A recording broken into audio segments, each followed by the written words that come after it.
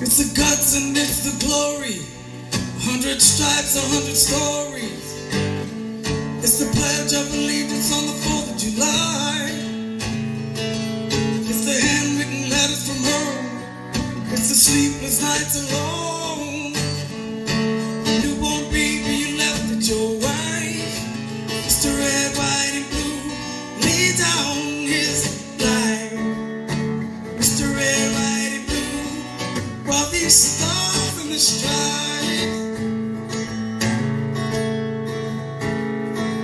From the hills of Indiana, from the swamps of Louisiana, to the golden coast of California. Mr. Red, White, and Blue, lay down his life. Mr. Red, White, and Blue, while these stars in the stripes.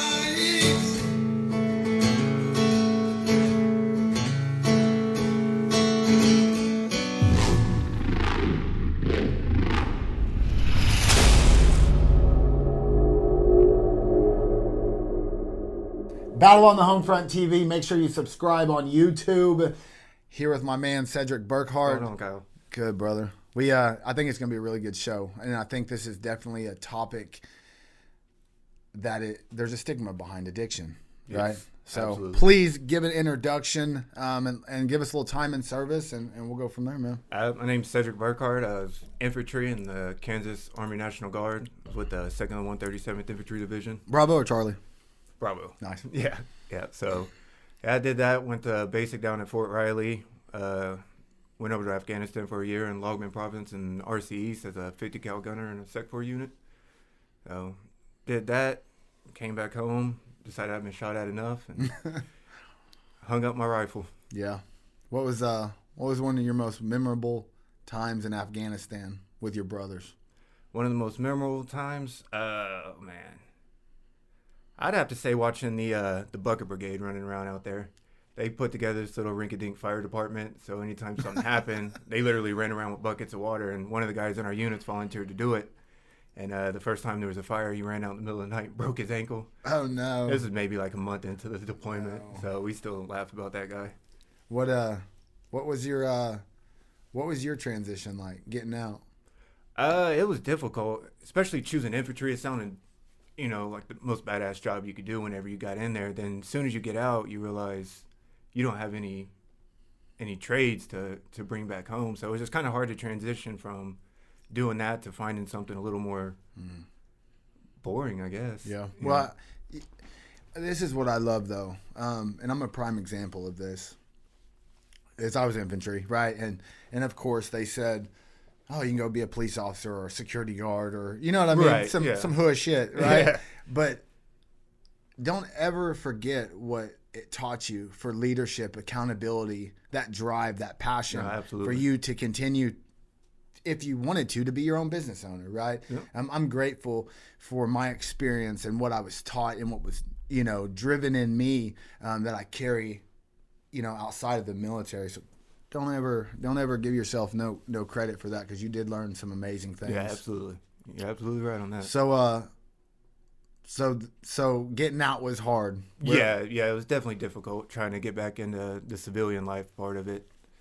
And it took a lot of time, and I honestly say I still miss it and wish I would have just stayed in every day. Every day, dude. Yeah, every day. I don't think there's not a day that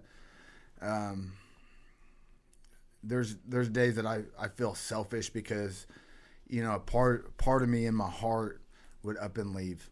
Right now, I would get on a C-130 and I would go back if I could. Oh, without a doubt. And it's weird because you feel guilty, right? But nobody can understand that love and camaraderie and just that selfless service and sacrifice that you're. John 15:13, right? No greater gift than this, than a man that'll lay down his life for his brother. And I truly believe that. I think there's a love that is, you can't describe to people. They don't get it. Yeah. They don't get it. If they've never been in the service, it's just something they wouldn't understand.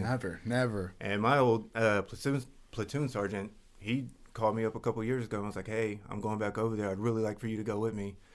And with the things I was going through in my life, I couldn't do it. What was you going through? Alcohol addiction. Yeah. It was bad. It was way out of hand, and no matter how bad I wanted to go, I just couldn't put the bottle down. You knew that I had a guy when we hit Kuwait.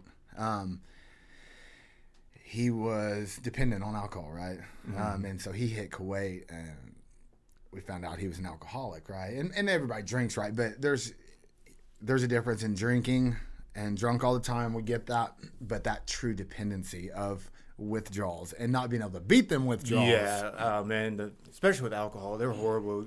The shaking, the sweating, and not even want to get out of bed just because how sick you feel. And whenever you have to go to sleep with a bottle next to your bed, just to have that drink in the morning before you could even eat, function, to do anything, that's when you know you're at that point to where it's time to reach out to somebody. Yeah, I knew I was in trouble. As embarrassing as this is, I knew I was in trouble. Stateside, obviously, when I was changing diapers, dope sick off opiates. Yeah, I knew I was in trouble. I was like, where did my life? What am I doing? Like, it turned from, oh man, I feel good, to obviously a full blown wake up saying, you know what I mean? Eat pills, snort pills, shoot pills. And then I was changing my daughter's diaper and was sick, and like knew that it went from having fun to I'm in trouble. To depending on it. Yeah. Yeah, and it was the same with me because I got a young son at home. And, all he wanted to do was play, throw the ball, just do anything. And I would just be so hungover. It would just irritate me. And it was like, you know what? Just go watch Mickey Mouse. Right. Watch something and just let Daddy lay here. Right. And, just sitting there one day and I'm just like, man, I'm missing out on so much time with my son because I'm babysitting this bottle instead of spending time with him. And it was just time to get some help. Yeah, I think the guilt that comes behind addiction is hard. The selfishness that comes behind addiction, and the self-hatred. I was the same. Like I neglected everybody around me. Mm-hmm. Everything I loved, I was selfish. I was narcissistic. I was a liar. And those are all things that I'm grateful for my experiences, though, regardless, because I think it shapes you once you figure it out, right? And then you see how you was when you can step away from it and you're sober in sobriety. And we're going to get into your sobriety and the awesome stuff you're doing right now. But I think it's important, and I think the bumps in the roads help us sometimes. Yeah, they really do. And like you said, that one morning you wake up and you look back like, man, why was I putting myself through that? It just doesn't make sense. Miserable. Yeah. It's definitely brighter days once you wake up and you don't have that feeling anymore and you have that energy like you're 18 again. Mm-hmm. It's a great feeling. It takes it out of you. Addiction in a whole. When you're in an active lifestyle of addiction, you eat, sleep, breathe that addiction and feeding your own selfishness. You know what I mean? And it totally affects everybody around you. Yeah. And the people around you after sobriety, and we're going to get into that too, but you have to make sure you're okay. You can't put yourself in them situations, and you got to navigate life in a different fashion. Yeah, you kind of got to tiptoe around just to make sure you don't trigger yourself or get around anything that might trigger you. Yeah. So with your brother, I know him from high school. Mm-hmm. We didn't go to school together. I don't believe we did we? I was 07. Yeah, I was 05. And actually, I dropped out in 05. so yeah, no. High school dropout. Woo! I told my wife the other day, I was like, babe, our 20th anniversary is coming up. I was like, oh my, we were talking about this morning actually, and I was like, oh my God. And obviously I was being dramatic. I was like, babe, we're going. I was like, you have to take me though, because I dropped out, when we were supposed to graduate. And I was like, we're flying in a helicopter, and I'm gonna have my pet skunk with me. And she was like, we're not going. Oh, Stinkerbell. Yeah. But yeah, God, we're old, man. We're old. We'll get up there. Definitely get up there. But so, we have a lot of the same mutual friends. Mm-hmm. And some people reached out, right? And you were struggling. I mean, you got linked up. Yep. And shout out to Brian Paul, Yes, Veterans sir. for Life USA, and Battle on the Homefront. We organized your recovery and getting you into somewhere. And so please tell us about where you went and that experience there. And we're going to go right into that after this commercial break. Check out our sponsors.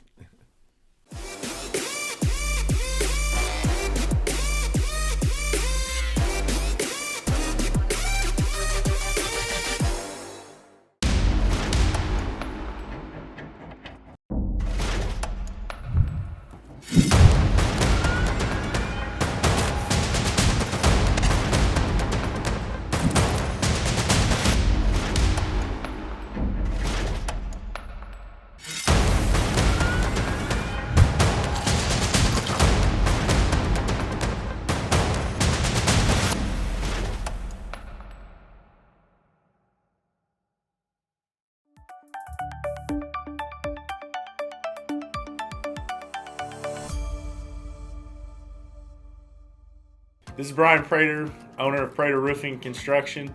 Guys, listen, we're out here servicing Oklahoma and surrounding states. Definitely want to pay tribute to the men and women that fought for this country, any patriots.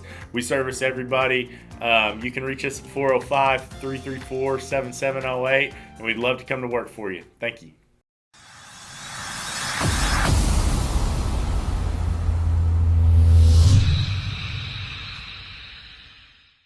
Hey, Battle on the Homefront TV, make sure you subscribe.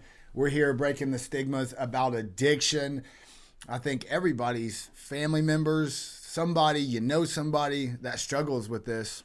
And, bro, we got to talk about it.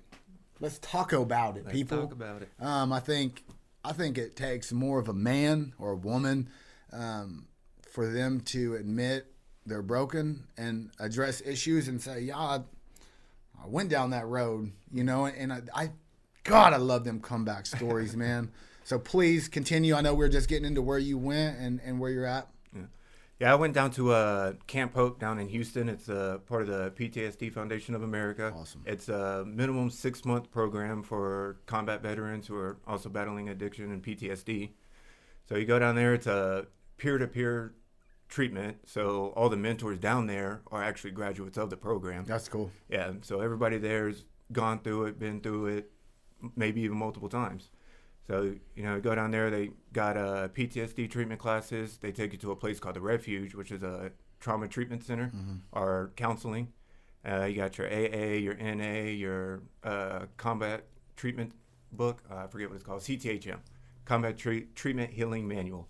That's it. That's cool. So, you get to work through all those steps, and they really just get around a bunch of like-minded guys that are also going through some things that you can sit down and talk to and find some safe people that help you break the habit of your addictions. You find that camaraderie there? Do you feel it? Yeah. As soon as you walk in, man. I bet, man. I bet. There's 4 main bays there, Alpha, Bravo, Charlie, Delta, and of course everybody says they're the best. I was in Delta Bay. Oh, so they're still all platooned up. Yeah. Oh, yeah, definitely. They tell you to leave the military mentality behind you, but it don't happen. No, it don't happen. No, everything's still straight military with everybody there. Yeah, my kids literally when I get onto them or something, they're like, Roger that. Like the military life is in my family. Like that's there you go. Yeah, my son's like a little drill sergeant when he runs around. It's hilarious when he tries to yell. Can't even talk yet. Yeah. So you loved it down there. They do any therapy programs? What's a day to day there? A day to day, you wake up at 06. Wake up, make sure you make your bed, room's clean, personal hygiene and all that. Go to breakfast at 6:30, and then you'll have a check-in in the morning. So everybody go around, tell them how you're feeling that day, if you're having any burning desires or any wishes to use or anything like that. Then after that, you'll do a Bible study. Awesome. So it's Christian based. Yes, it's a faith-based. Love it. Faith-based. Faith-based. Love it. Yeah, it's a faith-based place. So you'll do that. And then from 8 to 3, you'll have different classes, emotional regulation, intrusive thoughts, just different kind of mental classes that you go through. Go to lunch at noon, then back to class. You get an hour workout a day. And then after about 3 o'clock, you settle down until AA or NA that night. That's cool. Yeah, I think it saved my life. The last rehab that I went to, which was in 17, the last one I went to, and I've been clean ever since, but it was faith-based in Mississippi, and I think it's really important to get away from your surroundings. Yes, very much. You know what I mean? Like, especially when you go somewhere, because I've been to probably 8 rehabs in Oklahoma, right? And they were I'd get in them, be in there for a week, and I'd be like, yeah, I'm leaving. Or I'd call somebody to come pick me up or whatever. But I think once you get out of your element, and you don't have an option of, I'll get an Uber or I'll have someone pick me up. You can't do that, right? So when you're that far, you're like, all right, I'll ride it out another day. Another day comes, you're like, I'll ride out one more day. You know what I mean? Yeah, it's too much to do. And I also believe that the faith base is super crucial. Yeah. Super crucial. Yeah, it's definitely real big on faith down there. That's for sure. You'll have either Bible study on Mondays and Wednesdays, and then mandatory church on Sundays. That's cool. So yeah, that's cool. And the pastor down there is actually from Oklahoma, right down in the city. Cool. They do any kind of therapy programs down there? Just the counseling center. Yeah. They have. That's pretty much where you go there either on Mondays or Wednesdays, depending on which phase you're in. Yeah. Because they have, whenever you get down there, you're in black phase, which is a 30-day phase, no contact with the outside world. You're there. They're trying to get you. OPSEC, baby. You ain't doing nothing. Yeah. You ain't doing nothing. Trying to get you on a schedule. And then from black phase, you'll go to red phase, which is 3 months, to where you can call home on the weekends. And if you're from out of town, then you get a 30-minute Skype on Sunday Sounds as well. like boot camp. Pretty much. They're like, leave the military stuff, but it's like. But it's straight military. And if you get in trouble or anything, it's back to day one. Oh, do they restart you? Yeah, they'll restart you. That's a lot of programs. Seen that happen to a couple guys down there. Yeah. What they get restarted for? One guy, because you're not supposed to exchange money hand to hand between residents. Well, one of the guys just graduated, and if you graduate and you don't have a car, they have donor cars down there that they'll sign over to you. Well, he got a car and then decided to sell it to another resident. This guy's been there for maybe 4 months, so paid $500 for it. They found out about it. Damn, that's a good deal for a car. Yeah, it is. That might be worth getting a restart. It's 4 whole for months. a $500 car, man. You save some truck. money. Yeah. So he got restarted for that. If you get caught using the phones or anything like that when you're not supposed to. They got you on pretty good lockdown there, though. Is it like it's like a compound? Is it secluded? Yeah, it's there's no gate. You can leave whenever you want, but it is a compound. And, you don't have access to your vehicles or anything like that. You only get a cell phone once you make it to yellow phase. So once you're there, you're there. You get to go to Walmart on Fridays. That's the highlight. I know your wife was ready for you to come home. I kept seeing her posts, and I seen some pictures of you, and looked like a Skype or a Zoom or something. Yeah, she took a picture of it. She's like, oh, Cedric's looking so good. She was waiting on you. Yeah, she's been on top of me, making sure I'm staying at the gym and all that. She's like, you better not lose them muscles. I'm like, don't worry. That's the best, though. I think a strong partner and supportive partner is crucial. Like, I wouldn't be where I'm at in sobriety, life, business, anything that I have if it wasn't for a strong spouse. I definitely see that yours is supporting you. Yeah, she was definitely one of the biggest pushes to get me to reach out to you guys to get some help. Yeah. Outside of my drinking, her and I, we get along great. Yeah. Have our small arguments here and there, but the drinking was just a huge issue between her and I. So, that was one of the reasons. And then because I was drinking, her and I got into an argument, and I called a buddy of mine up in Kansas that when I lived up to her, he was my best friend. Every day we were hanging out, drinking, just having a good time. I called him up. I was like, hey, I'm going to come up this weekend. He's like, all right, I'll see you. Didn't have the money to get a bus to go up there because, of course, my wife wasn't going to take me. Right. And so I actually went out and hung out with our other buddy, Aaron. Went out to his house, and that Saturday morning. Hazen? Yeah. I love that guy. Yeah. That's my buddy right there. So I was down there spending a couple days with him, and I got a call that Saturday morning saying my friend Steve up in Kansas died while drinking and driving. Oh, my God. And if I would have went up there, bro, there's 100% I would have been in that car with him. Bro. 100%. That is a story. That's crazy. Yeah. That's wild. I think it's possible. It's near impossible to have a healthy, good relationship while actively in addiction. Right. It affects everybody. I think we said it earlier in the show, but it affects everybody around you. There's no doubt about that. And just having good people around you, that's not going to affect your sobriety. And we had a conversation outside, and we were talking about some stuff, and you're like, I love that because I see that that you can't have toxic people around you. Yeah, you got to watch who you hang out with because those traits will start rubbing off on you. They'll start stressing you out, and next thing you know, you're feeling irritable, you're feeling triggered, and it won't be long before you start using. So comes a point you just got to start cutting people out, whether they're blood or not. Yep. Your sobriety's more important. No, I say that all the time. It's like if you do not help, motivate, support me, encouragement. Like if you're not good, like straight up, I don't care who you are, you're done. Yeah. Like we only have one life on this planet, and I think it's so important to not to sound selfish, but to choose you and choose your loved ones and the people that is around you, your wife, your children. I think it's crucial, man, and I love seeing you on your right path. We're going to take a quick commercial break. Check out our sponsors.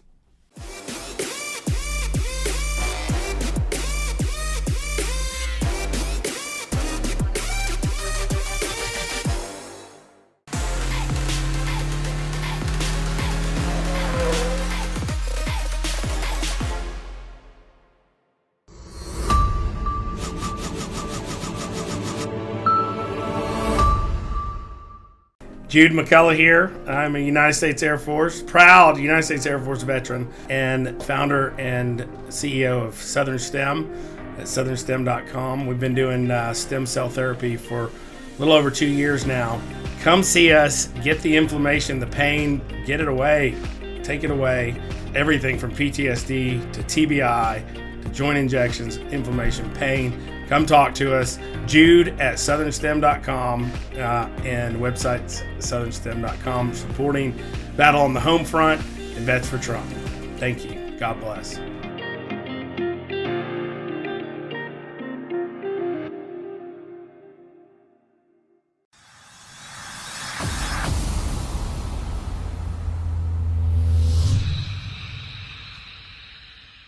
Battle on the Homefront TV. Make sure you subscribe.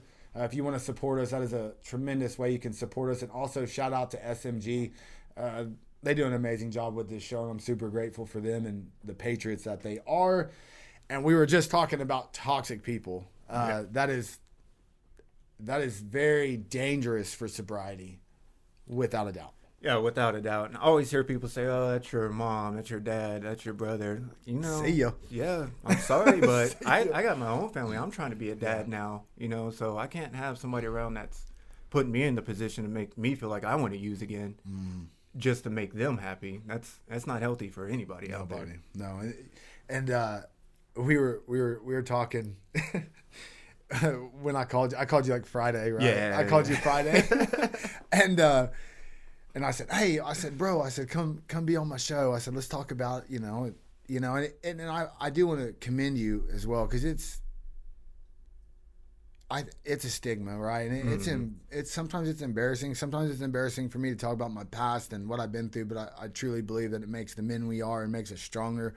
And there's, I think, so much just amazingness in being able to say, yeah, I was broken and I'm on my path. Like, we all get broken. Some people just don't want to admit it. Right. But I called you Friday, man, come on my show. And you're like, well, I gotta get a haircut. And I said, that's bullshit. You're making excuses up already. I said, go get a haircut, be on the show. I'm super grateful that you came and to talk about it. So please tell me though, what did it cost you for going to Hope? Besides being away from my family, it didn't cost me anything. I already admitted to myself that I had this problem. My wife knew about it. Those close to me knew about it. So it wasn't hard admitting that. But just being away from my family, whenever I was enlisted, I didn't have kids. I didn't have a wife. It was just me I worried about. That's how it was too. And then being away, that's the longest I've ever been away from my family since it started. Yeah. So that was definitely the hardest part of the program. Yeah, outside you said something, you were like, man, it was just, what do you say? It was hard. I said, what did we say out there? It was hard being away from the family. And I said, it's worse. It's dying. Yeah, dying from addiction. Did you hit withdrawals down there? Was you dependent? No, by the time I left, I went ahead. I stopped drinking before I went down there because I didn't want to go through that. But man, I've seen some guys that came down there. It's just, I could relate to them, but I'm just glad I did it at home and I didn't have to do it down there. Because your first week down there, you're in a FEMA trailer because you got to be quarantined away from everybody, make sure you don't have COVID now. Yeah. So, I think I've seen him come out of his trailer maybe twice. Did they have a medical bay for people that are detoxing when they go down there? You have the option. If you come down there and feel like you're going to be going through those withdrawals, they can send you to a 30-day detox facility and then bring you back to the program. Yeah. So, they do have that for you. Yeah, detoxes. Sucks. Yeah. Sucks and anything. Yeah, man, Hope sounds I mean, other than obviously the time away that you have to spend to get your life right, that's a small price to pay. Yeah, very small price, but you don't pay anything. They got, if you need it, whenever you get down there, they have a supply room that has it in there, from shoes, toothbrushes, clothes, anything you need, they provide it for you. So you can go down there with the clothes on your back, and you'll be taken care of. That's good. That's how it should be, man. There should be places out there that take care of the men and women that fought for this country, you know, and nobody addresses it, man, and nobody talks about it. And I've said it 20 times on this show, is everybody addresses the 22 veterans a day that commit suicide. I advocate for that. I fight for that daily. But nobody's addressing the 30 a day that die from pharmaceutical abuse. Yeah. Right. And so even just these places, whatever your addiction is, just to have them places and them resource centers for veterans and to know about it is crucial, man. Yeah. Until I got with you guys, I had no idea a place like that even existed, because I tried to go to an outpatient program here, which is just a 28-day right up by the VA. Yeah. And it just, there's no accountability. You come and go as you please. There's a liquor store on the corner. Oh my God. So, and there's one person that works there, and the only time they'll say something to you is if they smell it or think you're under the influence. They're not there with you, taking the steps to help you get through it. Yeah, that accountability is important. Yeah. I couldn't imagine. I mean, I've had drinking issues, but as in dependency, I don't think I was there.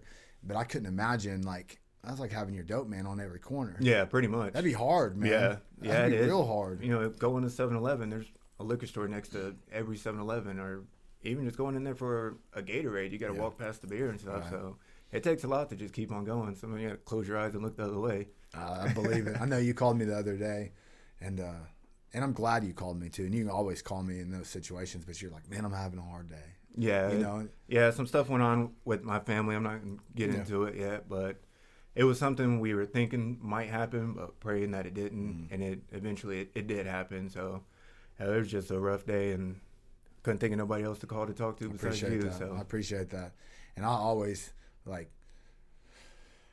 give it the straight answer, right? It's like, listen, like, like, you got one choice, man. Yeah. Like, you know, you already know what, you know, what's going to happen. And that's for everybody in addiction. It's like that one choice to go back to everything and lose everything that you're fighting for. And I even struggle to this day. I'm very clean, about as clean as you can get right now, and have been for a few years. But man, I still struggle, dude. Yeah, I still struggle. That monster, that monkey never leaves our back, man. And we're always one decision away from going back to the lifestyle that we had. But man, I know I don't ever want that lifestyle. I don't want to lose the people I love. And you know, a big factor for me as well in my sobriety was I got with my wife. That's my wife now. And I knew that caliber of woman, I wouldn't keep in addiction. Right. And I don't think, and I even close family members that are supportive and strong of me while I was in addiction, everybody eventually gets tired. Yeah. Like, it's that decision of like, all right, you're going to fly the nest and you're either going to die on the streets, which I damn sure came close to multiple times. You know, and eventually people, they have to give up on you because you've given up on yourself. Yeah. You know, and that's the only thing, and we're always one decision away. Me personally, I never count my days of sobriety because I don't set myself up for failure. How do you go about that? Do you do that? I know everybody's got their own. That's me, how I don't do it. But I count the big marks. You know, I just hit my 3 months back on the 23rd. Yep. So I counted that one, and I'll count the 6 and the 9. But you know, there's guys out there wake up, I'm 122 days a day. I don't do it, bro. Man. I do not do it because it's like you're almost setting yourself up for failure, for disappointment. Yeah. Because like it's not 100% that you're going to relapse, but there's possibilities, and there's nothing wrong. There's nothing wrong with not counting your days. For me, anyways, because I just don't listen. It's like we get to the next day, we go. Mm-hmm. We don't. I'm not setting myself up to say, I lost 300 days because I drank, or you know what I mean. Like that's just how I operate. I'm too scared to count my days. I just wake up. I do good. I keep fighting the fight, and continue to try to help myself. So that's I try not to count. I'm looking to know what date it is, let alone how many days it is. That's the truth. You still go to NA meetings now, or? I go to AA meetings on Monday nights. Yeah, AA. Yeah, down there more. Yeah. Yeah, it's called Tri-City AA. Yeah. You like it? Oh yeah, Yeah. That's a good group of guys down there. Good. Yeah, I think it's important. It's important to be around like-minded people, like we're talking about toxic people. Yeah. People of support. I think that's a crucial thing in sobriety. Oh, absolutely. Without a doubt. Yeah. How many times a week you go? I go once on Mondays here, and then on Wednesdays I do the Zoom with the guys down at Camp Oak. That's cool. Yeah. So they continue like Zooms and follow-ups and Yeah, during their big book studies on Wednesdays, they'll have Zoom for residents that have been there, so they can either come to the meeting or hop on Zoom and get to see the guys. I love it, man. Well, brother, I'm so grateful that you come on the show to talk about it. I know it takes a lot to admit that we're weak. Like that's, man, I think there's so much strength in that. That's what keeps me strong. Is as dirty and as bad as my past was, and embarrassing and shameful for me, man, it gives me pride. It gives me strength to talk about it and address it and to help other people. And I told you, I said, you better get on my show. I said, you pay it forward. Yeah, absolutely, come and talk about it. I said, you could help somebody, man. And I think you might have, and I know you have, by just saying Camp Hope, man, and telling your experience down there and where you're at now. So, my man, I appreciate you. Thank you. We'll have you on the show again. Make sure you subscribe to Battle on the Homefront TV on YouTube. Thank y'all.